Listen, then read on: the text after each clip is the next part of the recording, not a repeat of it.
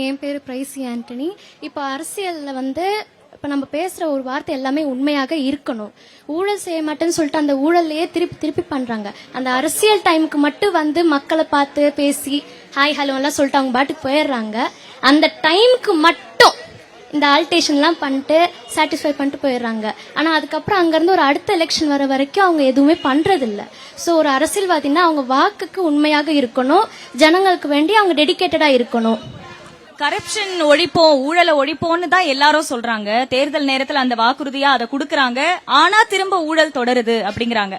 இதுக்குதான் இந்த நிகழ்ச்சியுடைய காரணமே என்னன்னா, அந்த மாதிரி சரியான ஆட்களை நீங்க தேர்வு செஞ்சு வாக்களிக்கணும். 100% வாக்கு இருக்கணும். ஏன்னா இளைஞர்கள் தான் நாளைய தமிழ்நாடுன்னும் போது உங்க கையில இருக்கக்கூடிய ஆயுதம் தான் இந்த வாக்கு.